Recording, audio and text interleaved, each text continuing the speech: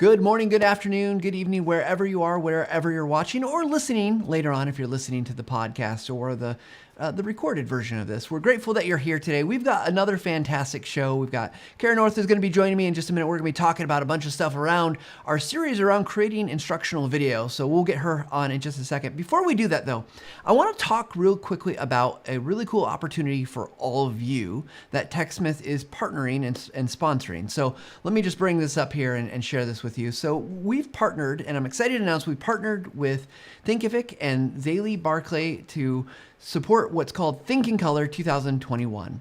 Kicking off on July 27th, this free virtual event series will showcase 15 amazing female digital entrepreneurs hosting talks and workshops to help you create, market, and sell your own digital content.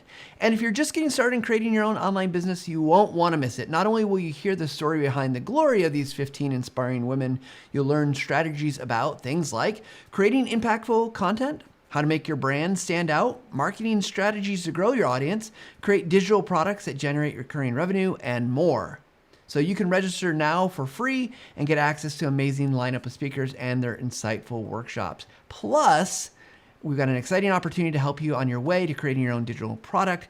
3 lucky members of the TechSmith community can win 6 months free on Thinkific, which is worth about $600. All you have to do is be entered in for a chance to win is to register for the event at an exclusive link, which I'm going to put into the chat. And we'll maybe mention this again a little later, but go register. Even if you're, let me just say this, even if you're not like thinking, oh, I'm going to start my own business, create digital content, they're going to have ideas that will apply to your workspace and to all the things that you might do. And so go, and there it is again, Think in Color, July 27th, 28th. Now, with that said, let's move on to our show because we have a fantastic creator today, Cara North. So let me go ahead and just introduce her real quick. Cara is someone I look up to, and not just because she's talented and smart and super insightful as it comes to things like learning and development. She's amazingly giving with her time and knowledge. She's someone that is understanding and tackling real-world instructional challenges, and is often found helping others to learn and enter the world of learning and development. Now, currently, Cara is serving as the operations training manager at Silfex. She worked in learning development for various organizations such as Amazon and The Ohio State University. Got to get the in there. She's a self-proclaimed media junkie. You can find her sharing learning development content on Twitter, LinkedIn, and on her YouTube channel, Unfiltered ID. With that, please help me welcome Cara North to the Visual Lounge. Welcome, Cara.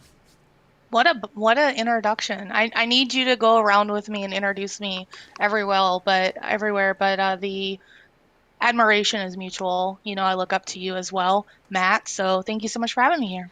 Well, it is truly a pleasure to be here to be able to pick your brain and talk to you. We get to see each other, and usually the time is like we're being pulled in about 17 different directions at events or conferences, and so I love the chance just to sit down with you and get to talk about instructional design, talk about creating stuff, because I think we both have that passion. So before we get too far into that though, introductions obviously say some things, but what else would you want the audience that's listening today and watching with us today to know about you? Anything else we should know?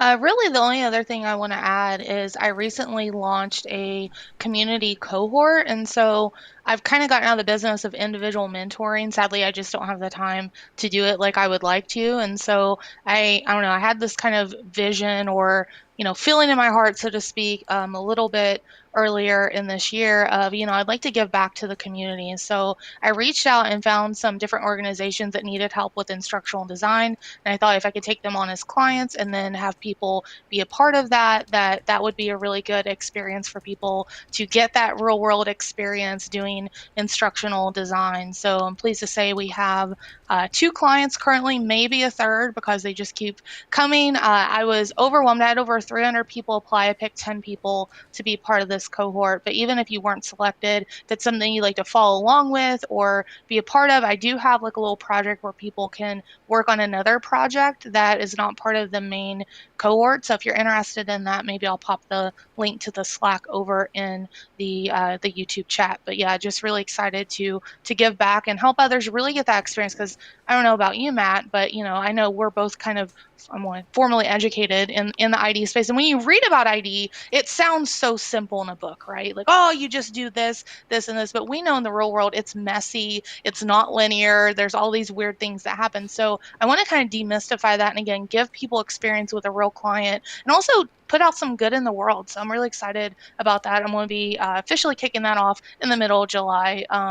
On my copious times during the weekend because I have a ton of free time going on. So Well, that is amazing, and I hope anyone listening takes you up on the offer to join you and to learn, just to be able to learn from you, because those 10 people that are in that cohort are going to be amazingly blessed by the opportunity to have the growth opportunities. So, and again, just always appreciate that you're always giving back. And sometimes I don't know how you have all the energy because I'm tired oftentimes. So we appreciate all that you're doing. So let's dive into talking about our series. We're in this 10-week series about talking about instructional video. We've had Jonathan Halls. I was scoping out some of your social media feeds. I saw you were reading one of Jonathan's books, and we've had Ashley Chazan on. She does a lot of tutorial videos. So we've learned a lot about the idea of creating a video. Today, specifically, we want to get into a little bit about like measurement, right? Because one of the things that you and I both know, and I think a lot of people probably know, is like you can make all the stuff that you want, but if it's not working, why are you spending time on it? But before we do that, let me ask you this. What role do you think media really plays, particularly media like video? What role does it play in the instructional design? Not instructional design, just the instructional learning process. Oh, sure. So I think that media plays a really pivotal role, especially in the flow of work. So let's say that you have went through maybe a hands-on experience on the job and went through learning how to create something or a process or et cetera. And then, maybe it's been a week, 2 weeks, a month. And then it's your turn to do it on your own. And then you're like looking around like, oh my gosh, like I need some help. And while there may be like process documents or standard work procedures, etc. I don't know about you, but when I don't know how to do something first thing, I usually just go to YouTube, Matt. So, I think that it really is pivotal in the performance support aspect of what we do because a lot of times people just need to see stuff. They need to be able to digest it at their own speed. So, being able to pause, rewind, fast forward, going through to again kind of see it and then take their time and going through it themselves, I think is a really great gift with media. Yeah, for sure. I find myself often, particularly because I'm not super mechanically inclined, that there's certain things I try to figure out, like, if I'm tuning a bike or something like that, that if I can't, like I'm reading the instructions, it just doesn't work for me, right? And so that gift of being able to show someone or be able to see it is really powerful. So for you, we're going to kind of we'll get to the measurement part, but I want to talk a little bit about just kind of instructional video for a second. Is for you, I know you make videos and your team, you have teams of people your team that makes videos. What is just generally kind of so we can kind of grasp what you do is, what does that look like for you? What's the process flow? And I'm not asking for like super specifics, like, well, then I go 30 seconds in and I add a cut. I'm like, just kind of generally, where do you start? What are the big steps that you take throughout? Yeah, so I'll do kind of, two buckets. One, I'll do like kind of work, right?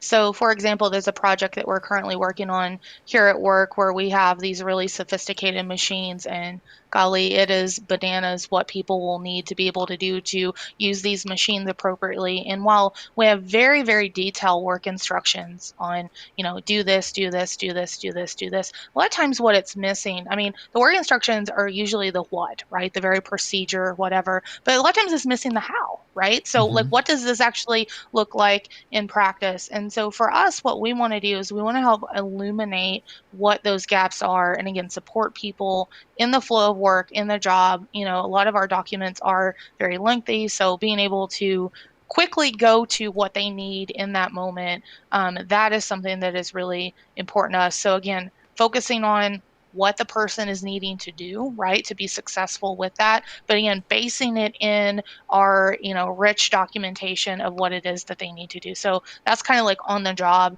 And then like me personally as like a creator, for me, it's a little bit different. Like I really focus on, adding value. So, I mean, I guess it's not that different, but adding value back to whatever it is that I'm talking about. So, I've done some series on questions that you should ask if you're thinking about getting a graduate degree, questions you should ask before enrolling in an ID academy. And a big reason I put that out there is because I just saw so many horror stories of people saying, that didn't feel like that was the right fit for me, or I signed up for this and that wasn't the right fit for me either. And, us as humans, especially with everything that we've been through in the past year and a half, I think that people are just really emotionally drained, and sometimes that they're running on emotions when they're trying to make decisions. And we know that's not always good, because when you're running on emotions, your critical thinking skills are out the door. So, just encouraging people to pause, think about things before you dive into them. And so, I mean, again, media is a great medium for that, because it does allow somebody to go back through at their own pace of whatever it is that they need. Yeah, and I love what you said about just adding value, right? And there's so many ways, and I think even in kind of the corporate learning space as well as the kind of the outside creator space, that value is so important.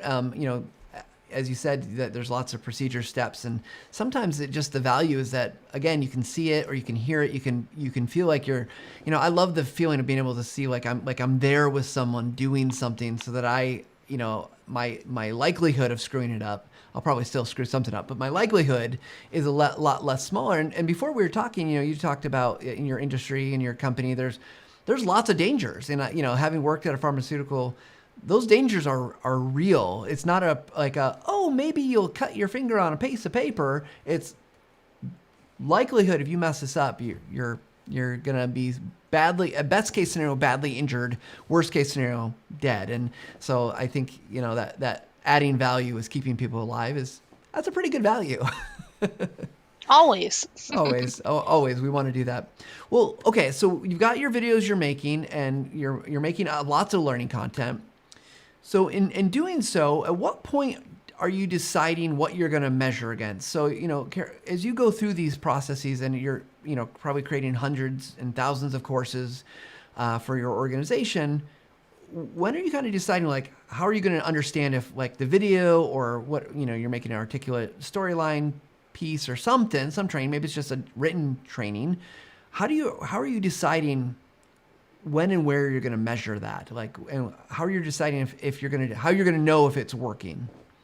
Yeah, it's a great question. And to borrow from the Field of Dreams, if you build it, they won't necessarily come. All right. So just because you build something and put a lot of effort into it, if it's not accessible, and by accessible I mean, they can get to it easily, and it doesn't, again, add value, it doesn't matter what you build. If the content, to me, isn't there, doesn't matter how pretty you make it, it's just not going to resonate with people. So from a measurement perspective, it's really interesting. I am still kind of newer in my role, and so I've been trying to set up more kind of processes in how we do evaluate metrics for various things that we do. So as a team, we have adopted Kathy Moore's action mapping.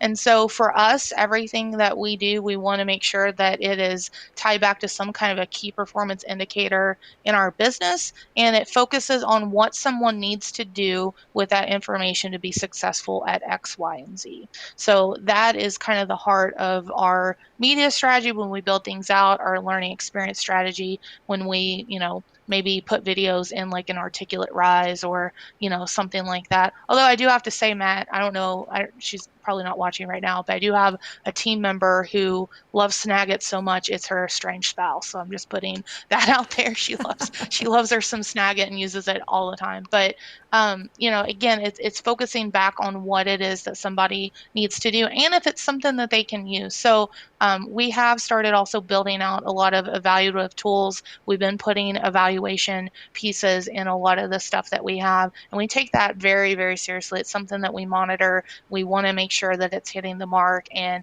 if there's feedback of saying, you didn't cover this, or this is needed, or whatever, we do want to dive back into that and make sure that that is what we are providing value on, because ultimately learning development, we are a service to the business, okay? And we want to make sure that we are serving the people here at the company, and then wherever you're working at, because if it wasn't for them, we wouldn't be needed. So ultimately, I think it's a big responsibility to make sure, again, we're adding value, but then again, we are tracking it. There is some kind of a key performance indicator mapped to whatever it is that we're creating that we can say, yes, by going through this and applying it to your job, you will be better at producing more widgets, or making sure you don't mess up widgets, or whatever that looks like for your organization.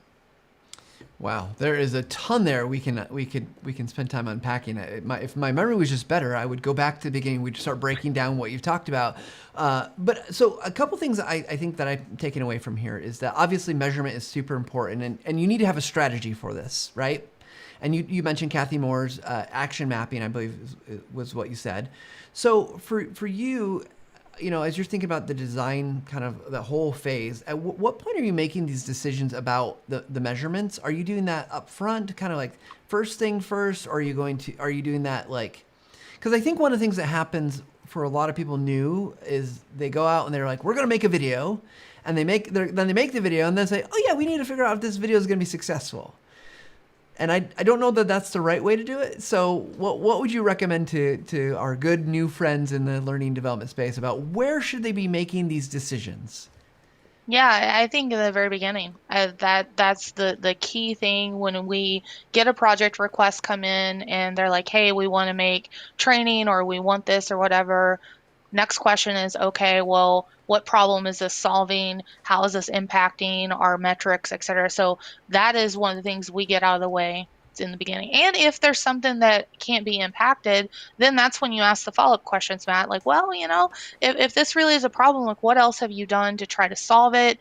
Is this something that could be like an environmental issue? Is it a one-off situation that maybe you have a particular employee that needs additional help or time or something like that? So really, again, focusing on kind of that consultative piece. And it is very hard. I'm not going to sugarcoat it here. It is very hard as a new learning development professional to master this. I do also think it really relies on your leadership in your learning development department to set the tone. It is really hard if you have a learning development manager or leader that just wants you to be in a content factory and you trying to push this back if this is kind of the standard that is set at your organization. So I do think it starts absolutely with the top to push, but having people follow up with questions, asking them, and again, putting on that detective hat, right? I think that's the best thing about just learning development in general is, solving kind of these problems and, getting into the weeds and learning something. I'm amazed by what I learn on a daily basis every day just by asking questions and getting more information about what our stakeholders need. But absolutely, Matt, you have to start with what it is that you're doing to impact the business and start with that KPI. Yeah, and I love what you said about being a detective. And a couple things come to my mind is one, like we talked about, we're both kind of formally trained in this, and the program that I went to was called Instructional Systems Technology, and the idea being that you look at the system. It wasn't like a let's teach you how to be an instructional designer. That was an outcome, but it was really about thinking about all the different system things, points along the way, that it could be a training issue. It could be like a motivation issue. It could be, some kind of other like workflow issue. Like there's all these things you could look at. And so I love that perspective, and that, as much as I'm a fan of video, and as TechSmiths, we're fans of video, we love everything to be a video. We recognize that that's not the way it works. But to understand the impact that you're going to have, you have to get these measurements up front. And I love that advice, because you're right. It's hard at times to get the right tone and to understand everything. But I love that perspective, being a detective and investigating. I will say that I have learned in my life, because of being an instructional designer, way more about water purification than I ever thought I'd ever know. And it sticks with you a little bit. I mean, I won't say I could run a water purification system, but I know where the water is going to go, what process it goes to be clean enough to use in our medicine. So, Well, Well, let me, and to the point about the video, if I may, another yeah. thing that we're finding more and more useful, at least in our work, is it doesn't necessarily have to be a video. And I don't remember if you're team GIF or GIF, Matt, so I apologize. But even just using little hints of animation through like GIFs or GIFs to show, just to remind people how to sign into a system in case they need that performance support because it's something they don't do on a daily basis. That can be really powerful. Pairing it with a communication that may go out to the organization of like, hey, we have these surveys coming out, employee engagement surveys. If you need to sign in or want to see, here's some examples of how to sign in with paired with a GIF, I think is really powerful as well. So it doesn't even necessarily have to be a video, but it could be a GIF. And again, the KPI could be to, again, encourage people who maybe have a barrier to entry, et cetera, to get into that system because it's something that they don't do on a frequent basis. It's like a once a year thing.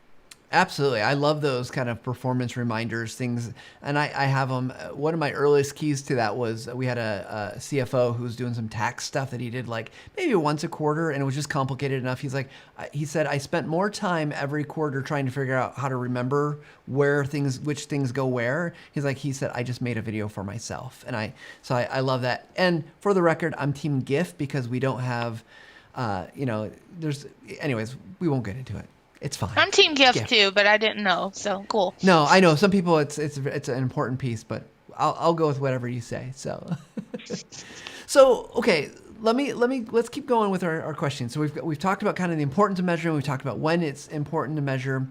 For you, are there differences between you mentioned a little bit about like for doing this for the organization, right? For the outcomes, because you've probably got senior leaders that have expectations and you've got expectations and granted they're all moving us forward to the same kind of end state hopefully, but do you find that often the things that you want to measure are aligning well with senior leadership, or are there things that are different there for you? Yeah, that's a wonderful question. I think overall, for at least me, yes, but I do also sit in the operations side of the business. Now, this is a question I always encourage people on learning development interviews to ask if it's not part of the job description where the L&D department sits in a business. So if you're sitting in an HR department, you might have a different set of metrics like, compliance metrics or, things for various reporting that they have to do. If you sit in an IT part of the business. You might be looking at, number of customers served or, any evaluation data on how it was received or, so there's all these different kind of metrics. But for me, for the team where I'm currently at, it makes a whole lot of sense because again, we're supporting our operations, supporting the products that we create and making sure that they're being created by people that know what they're doing, that they're not scrap, and that it's something that our customers can use. So ultimately, I think that we are fairly aligned with that. But I will also say that we're blazing a new trail also. So incorporating video, doing more e-learning. This is something newer for the company, so it has taken some time to win over various stakeholders pretty bluntly, but we do have champions in the business that through their relational equity and through partnerships with us, they've also helped us make tremendous progress on a lot of things that we've done.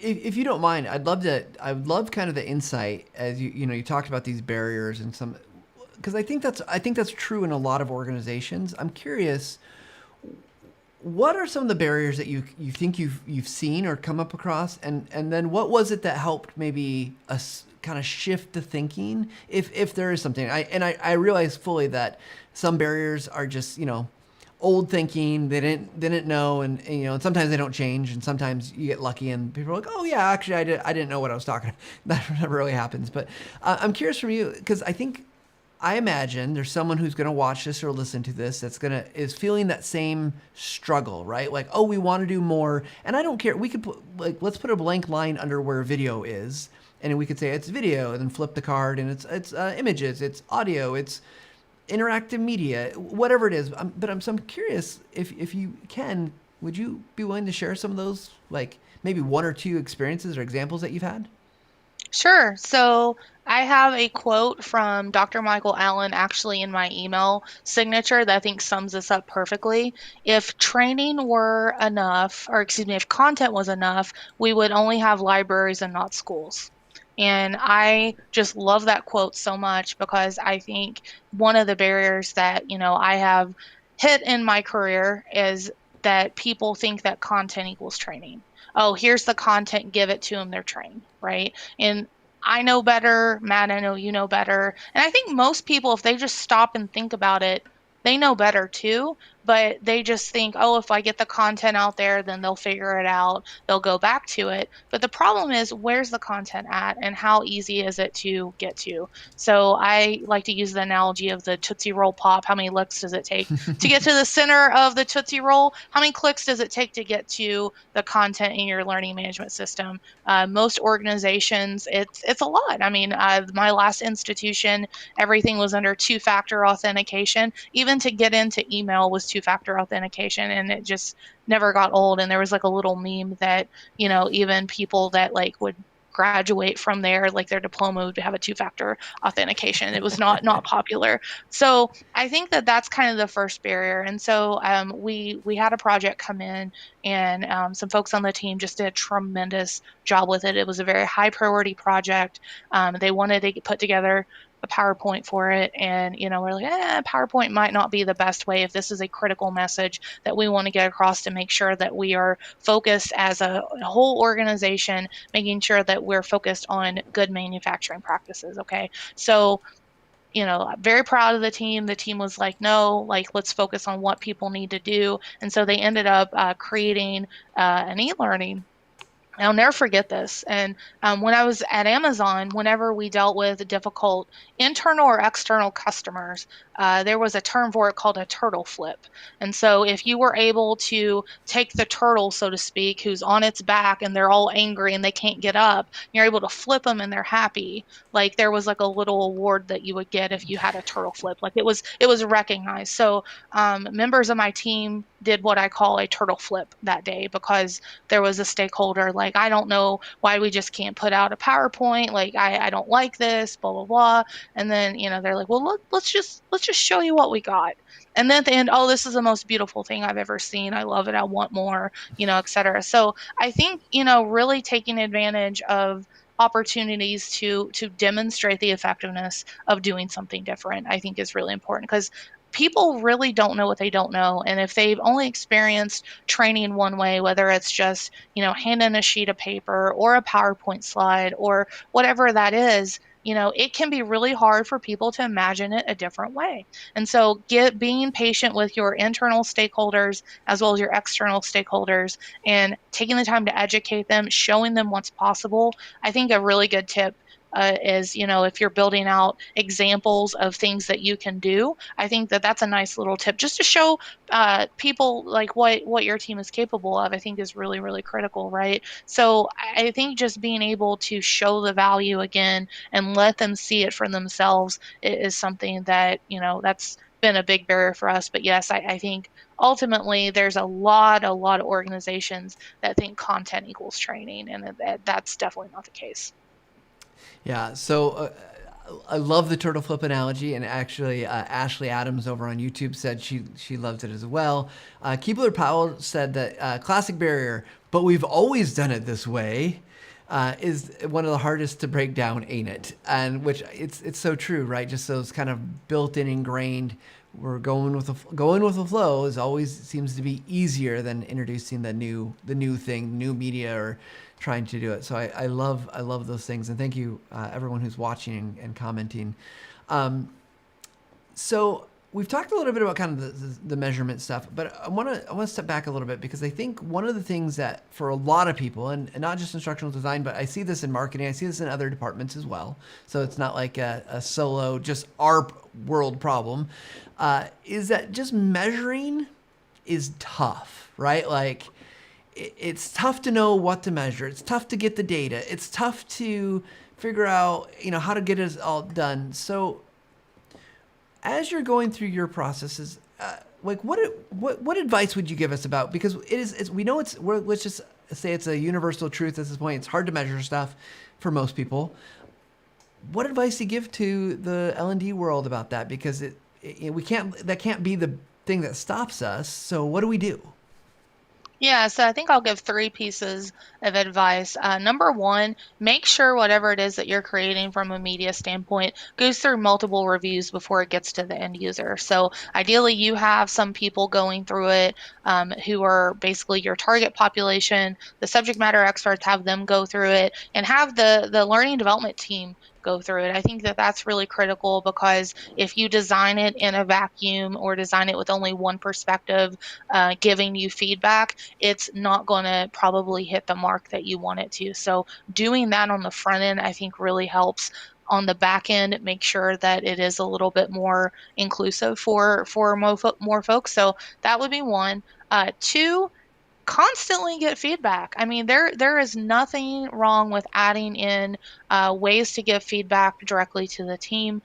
Make it clear that people are encouraged to reach out and say things that they like or didn't like. I will say our organization, I have no problem getting feedback from people. They are very good about giving feedback, the good, the bad, and the ugly on what they think on various things. So that is important. And then three, again, have that strategy in mind. So going back to whatever your key performance indicator is at the beginning, do a 30, 60, 90 on it. So after 30 days, after it's been out there, start to look at it. Okay, has this key performance indicator been impacted at all? Are there any changes? Is there anything going? And, I'm very fortunate here. We have an awesome data department, and I work very closely with the manager there who keeps me abreast of some of the metrics that we have. So he's actually my office neighbor, so I could just like knock on the wall and tell him to get me something, and he would. But I think that those are kind of the three things. So one, make sure that you are testing it with the training population. Two, make it easy for people to give constant feedback on it. And then three, take a 30, 60, 90 out after it's out there. Are people using it? Is it messing or impacting rather the metric that you said that it would? And if not, continue to adjust, because I think that is probably one of the other hardest things for new learning development people to get is, knowing when it's good enough to put out there. Because I Right. think you can massage a project to death, right? And there are things that I put out there every time I see and I like cringe, like I want to change that one pixel or I want to do that there. But being comfortable enough to get your work out there so you are getting that feedback to make sure that it's improving and doing what it needs to do. Yeah. Well, what fantastic. Now I'm just taking notes because I'm learning at your feet, Cara. This is amazing. So the multiple reviews makes total sense to me, right? Like making it more inclusive, just that way you know what's going on. I love this idea of getting the feedback, and I have to laugh because I struggle to ask for feedback. Like, I don't like, give me the good feedback, give me the okay feedback, but I don't want to hear the really nitpicky stuff. I just get like, oh, I don't care about if you don't like the color. But what I like that you said in there, and that's my own personal bias, but what I really like is that you're training that, quote, quote, training your audience, your workforce, your employees to do it. And I think what a valuable insight. Because I think, we can collect data. There's all the data in the world, but what we want to really see is that those people be affected, right? Like what the changing the behavior, changing their actions, doing things differently, being safer, being healthier, being, more effective or whatever it might be. So I love that. And then the really crux of this is I love you're talking about this 30, 60, 90, because if it's not working, you gotta kill it, right? You gotta get rid of your ugly babies and all the things that you love, even if they're not working. And I think that's really hard for a lot of us to do, is get rid of those things that aren't working because we want it to continue working. So I appreciate that. That's really, really awesome advice. So let's take this a little bit deeper now. Let's talk a little bit specifically about video. So when it comes to video, how are you, like, we've talked kind of generally about measurements and, you got to are there certain things that you look for to know if a video in particular is working, or are you kind of just using all the other training metrics that you're gathering to do that? I'm just, and I know you have some personal videos, so maybe that even lends some insight here as well. Sure. So I think first of all, it would depend on the purpose of the video. So there's kind of like, I think, kind of multiple videos you could make. So one would be, kind of a how to, right? Like this is how to do X.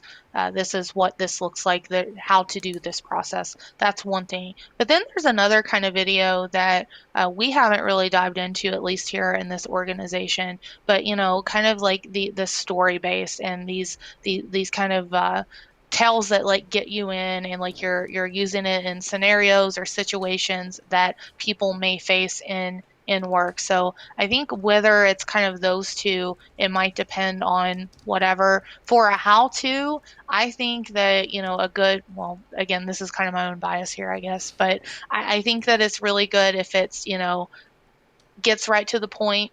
I love videos that will segment out and use chapter features. TechSmith Camtasia makes it super easy. If you use the little markers and you export it out, it will keep those timestamps for you. So chunking that out, I think, is really good. So have an example of this. We had a stakeholder. We have a system that we use here in our organization.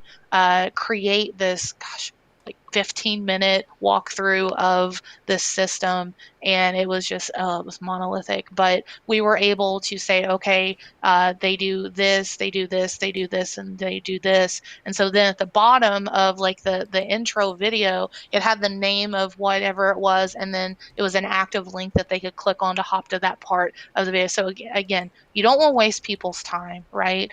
You want to make sure that it is something that they can hop into, use immediately, get what they need, get out, and then keep kind of going back to work. So that's a nice feature that we use, and I think that it's effective that way. So making sure that it's very user friendly, I think, is something, regardless of the type of video that you are making, that you want to be cognizant of. Because again, if it's not user friendly, what's the point of making it? Nobody wants to just watch video to watch video. I mean, maybe they do, but they don't want to watch video about work stuff. Let's put it that way. Right. YouTube videos, sure. Other videos they're not usually just watching for because there's no maybe entertainment value. Well, I want to turn to some of the questions that have been coming in via the different channels. So, are you ready? Because some of these are tough, and some, if we slaughter your question and don't understand it, you'll just have to give us feedback in the chat. So the first question was from Hemingway, and he says, or she, I'm not sure. My question is, in any instructional videos, has many components such as recording, editing, the instructor component, the content, and so on. How do we measure all of these variables effectively? And so I think that if I'm going to interpret the question here, I think there's so many parts of a video. Like, how do you know what's the thing that maybe you make the change for the next time? Any thoughts or ideas? Again, I'm going to go back to, I think, the good bones of anything in the learning development world is the content. So making sure that it is the correct content for the medium that you're designing for, and that it's content that is written in a way that people can understand. It's focused on what someone needs to do with the content. It's Goldilocks, not too much, but not too little, right? And I know that's a really hard standard to hit, but I think if there's any adjustments, usually it is almost 99.9% the content. Like it's got to have good bones. Dr. David Merrill uses this great analogy of like, a semi truck with goods, right? So the technology is this definitely the semi truck, right? But ultimately, what do we want our end users to have? The goods inside them, right? And so, you can use whatever to get it there, but if the goods aren't something that somebody can use, what's the point? But you're right. It is a lot of time, and it takes a lot of different elements to create storyboard, do voiceover, get your different B-roll or, your main footage of the video. It is a lot of work. The other thing too that I think is really important is I think that a lot of users are fairly forgiving if it's a little bit grainy or something as far as the quality goes. But I think if it's bad audio and it's something they can't get out of, I think that's a deal breaker. I don't know how you feel about that, Matt. Oh, well, I talk about that all the time. I think you can get away. I think you can get away with a lot of things. No, not on audio, with video, visuals. And I also think to the point here is that like you just a couple things that you've already told us about, like getting feedback, like is something like really bugging the end users, right? Do they have feedback on the voice or the style or whatever? And then just experimenting. Like I think there's room to keep trying different things. And my guess is that, and you've experienced this too, is that you can't just do one thing and then just repeat it 90 million times, because the user's going to see it and they're going to be like, I've seen. Now it just feels like all the other ones, and so you got to keep iterating and changing and trying different things to make it successful. So, next question, if you're ready. This one is from, I think, I'm sorry about names, everyone.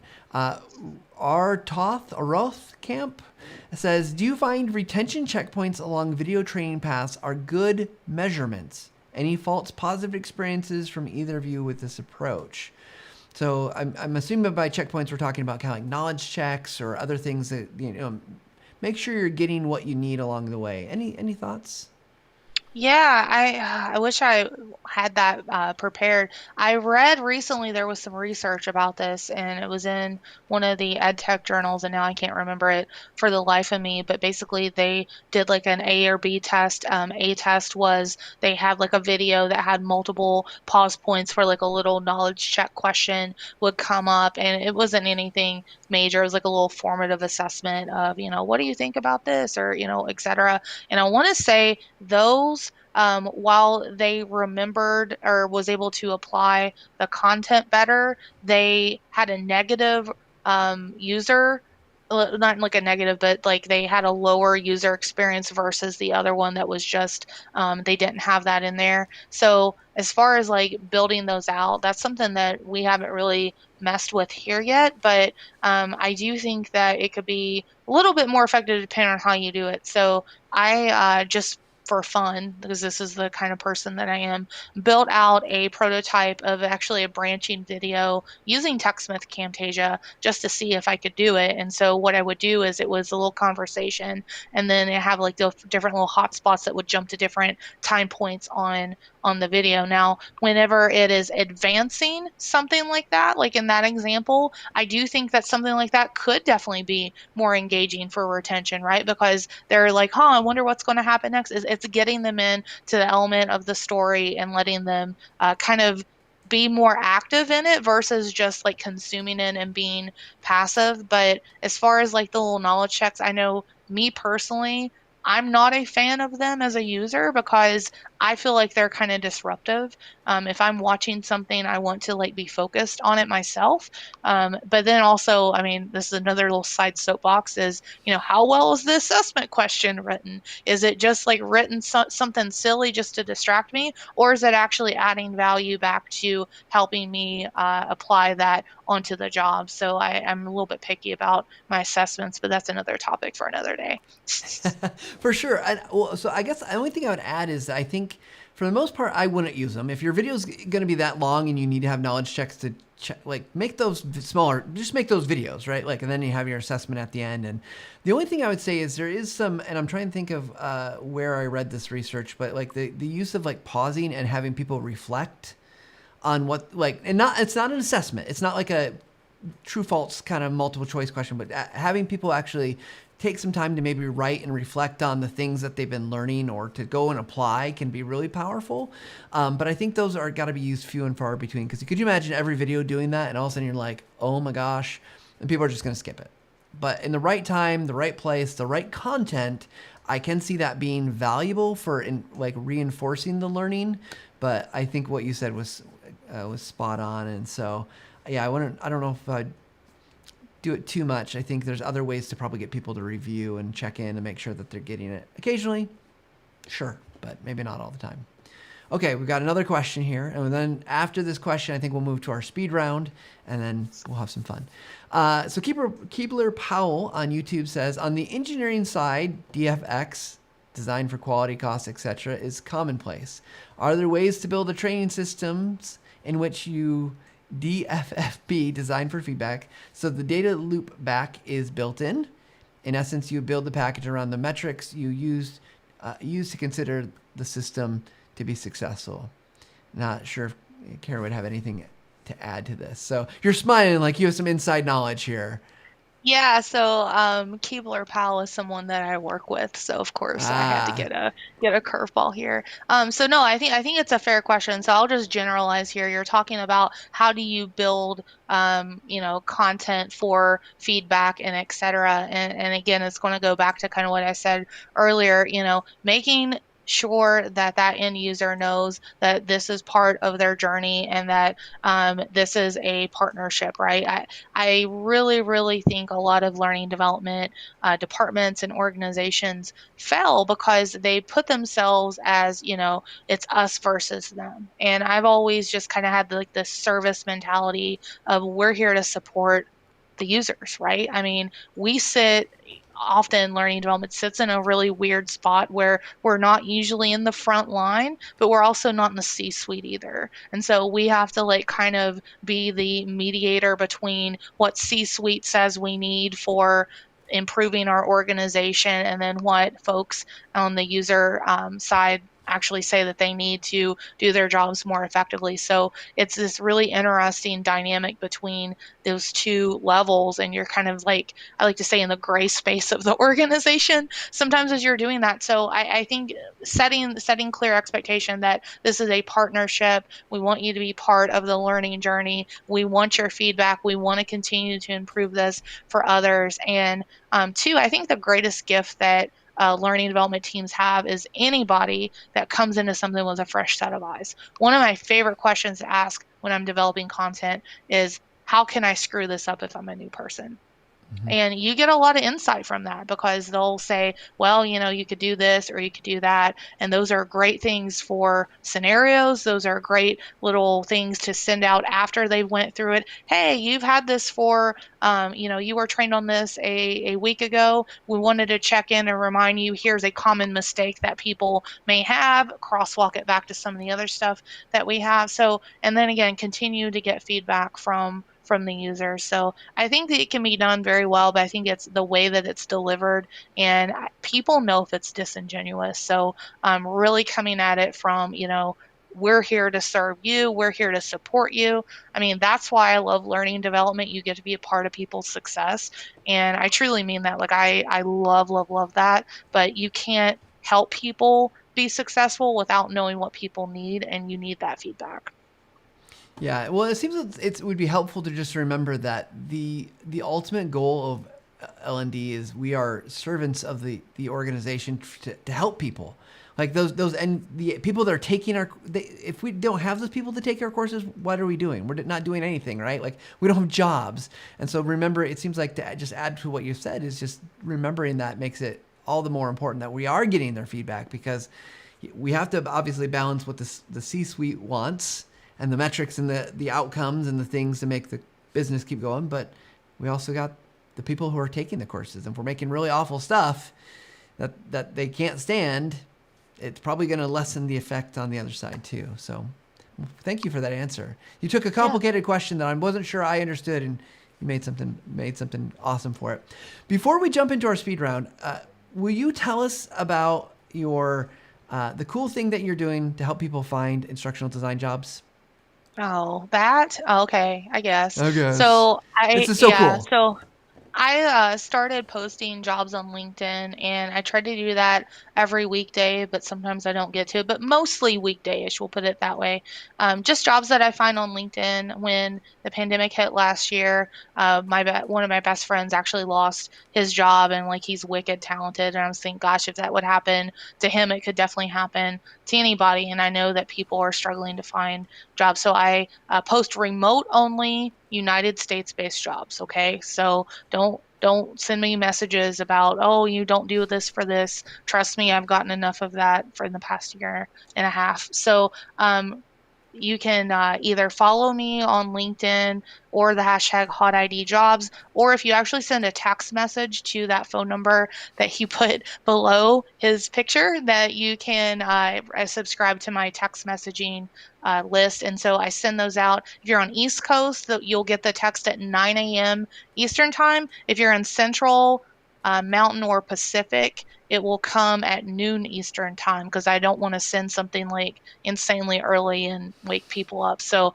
that's how I have it coming out. So all I need is you just to send a text message, and then I'll get it on there, get you added to the list. And then at any time you want to get off the list, just send a message to unsubscribe. It's that easy. Yeah. Well, I've been watching this happen for a while now, and just think it's so cool. And I imagine it's helping a lot of people. So thank you for all that you're doing. Well, we're going to move into our speed round section. As just for Cara's sake, this is going to be fast, quick answers. So we don't want to get too long-winded. But let's jump in right now. Okay.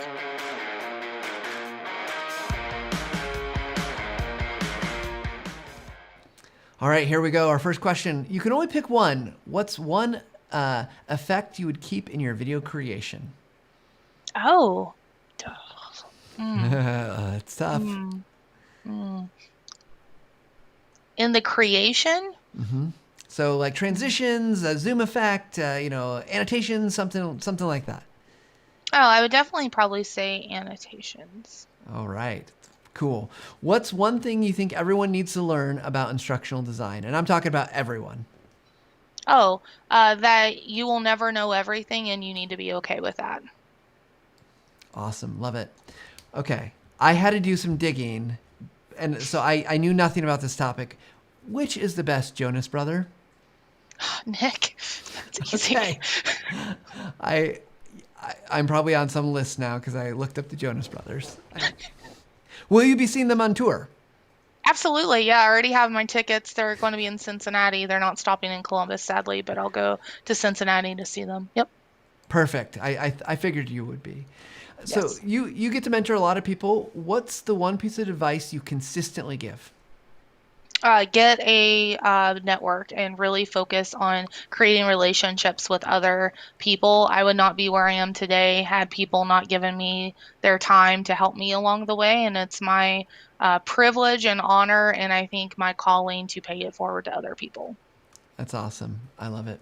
So why do some people call you the Burninator? Well, so anytime I play Dungeons and Dragons, I try to set everything on fire. Which is about like once a year at a conference with me. Correct. And Yes. so as your character, you're setting things on fire, but never in real life, we hope. True. As a self-proclaimed social media junkie, what is your social media guilty pleasure? Oh gosh. Going through like hashtags, and so one of my favorite hashtags to go through is training sucks, just to see how much people dislike what they're going through in their job, and they don't like us, but I can understand why sometimes. So on one of the recent posts you post on LinkedIn for the hot ID jobs, let me just post it again here, that people can text here to get. If they go to LinkedIn, you often put a question that people should respond to because the way the social network works is it amplifies the post. Recently you asked, what's one thing that you're exceptionally bad at? Your answer was swimming, so we don't need to ask that question, but what I'm curious about is, what are you exceptionally good at? Oh gosh. I like to think nothing because I think I could continue to learn things, but exceptionally good at, I think, would be doing a lot of things with the limited time that I have. So I'm very methodical. I know that, I work at my job X amount of hours, but I know that every day I plan out extra things that I'm going to do and work little pieces on all of that. So I think I'm really good with having a set schedule on getting everything done. Yeah, well, just by the looks of all the things that I see you putting out and doing, yeah, you must be because I don't know how you do it all. It's incredible and it's inspiring. Speaking of inspiring, where do you turn for inspiration? Oh gosh, my parents would definitely be first and foremost. If I'm looking for design inspiration, I love to go to Behance or Dribble just to see some of the creative stuff that people are doing. And then I'm always on the Articulate e-learning community. They have good stuff. And then I also love going through TechSmith Academy. You always have new stuff on there as well to get inspired. And by the way, love, love, love the certification. Going through that, going through those videos, I learned a ton of stuff I didn't even know about TechSmith. I like to think that I'm a pretty decent Camtasia user, but I picked up a lot of good tricks there. So thank you. You are welcome. And so for people that don't know, if you have maintenance with Snagit or Camtasia, you can get access to the certification programs for both of those or either of those programs. And yeah, it's fantastic. I did have a small role in the earlier ones, not this last one, but I'm grateful to hear that because, you know, you always, it's like you said, you put stuff out there and you're hoping that it actually hits the mark. So thank you. Okay, last question, and it's a doozy. You ready? What's a question you would like to ask me? Get one question for me. Oh my goodness. Golly. What was the worst piece of conference feedback you ever got? Oh my gosh. So here's my honest truth about conference feedback. It takes me about a month or two before I can open it. Like I get it, I see it, and I might just quickly ooh, and then I close it, and I try not to read it too soon because even if it's been months after, because it just fills me with dread. So I'm trying to remember which exact one, if there was like a specific piece that was just terrible. Usually it's the stuff, I'm going to generalize here, but it's like, didn't seem to know what he was talking about, or like, just like went too fast and his slides were, didn't have enough content on them, or things like that. Just like or things I can't do anything about. Or if they would have just like said something like, I couldn't hear him in the back of the room. Like, I can fix that if you tell me then. I can't do anything now. So just sometimes it's like, I get really good feedback, and then there's always a few that are just like, you're reading it and you're like, why? But I'm also the person, I take the good feedback and I'm like, oh, nice, thank you. Okay, bad feedback. Oh, whatever it said, and amplify it 30,000 times. Like I shouldn't do it, but that's what I do. So how about you? If it makes you feel any better, yeah, I had a DevLearn feedback that basically said negative. It's like I couldn't get in the room and there was no seat for me. I'm sorry. Like, I don't know what you want me to do. Will you stop being so gosh darn good and popular that people want to fill the room? I mean, well, next time, I don't know. Next time I'm at your session, if I have a seat, I will gladly give it up and stand in the back for that person. So someone can come tap me on the shoulder and I'll give up my seat for them so they can be in your session. Well, Cara, thank you so much for joining us today. Thank you for all your wisdom and insights and just being such not only in all the other things you do, but just giving so much today. And we hope that everyone that's watching this, hopefully they've had a good experience. So thank you again, Cara. Before you wrap up, before we end today's session, just let me know, what do you think about the show? What do you think about the interviews we're doing? What do you think about the series? You have a way to give us feedback. Talking about feedback, I'm knocking things over. That's how much feedback I've got. We love getting your feedback. So you can email us at thevisuallounge@techsmith.com, or if you go on to Apple Podcasts or any of the podcast plays, YouTube, wherever you can leave comments and feedback, you can do that as well. We look at it all. I don't put it off for 2 months. Other people make me read it. They force my eyes open, so I have to look at it. But we want to know what you think. We want compliments. We want what could we do better? What topics would you like to see? All this stuff so we can make a better show for each of you. With that said, one other thing I need to mention here, let me just bring it up real quick. I want to just highlight, because TechSmith is awesome. We won an award, Remote Tech Through Breakthrough Award of the Year for Camtasia as the Employee Training Solution of the Year. So that's a big deal. We also, big news, broke ground for a new building. So if you're in the Michigan area, you're looking for jobs, TechSmith has a lot of roles open. We'd love to hear from you. If you think you can contribute to our organization, go check it out at techsmith.com. With that said, wherever you are, whatever you're doing, we hope that you're taking some time to learn for yourself. Learn how to make better images, make better videos, learn how to do all these things. And, it doesn't have to be a big, hard process. We just want you to level up every single day. Thanks, everybody. We will see you guys all next week with another great episode. Lee Rodriguez is going to be here. He's from a company called Sunrun. He's an instructional designer. He's awesome. We're going to be continuing our series about creating instructional videos. Until next time.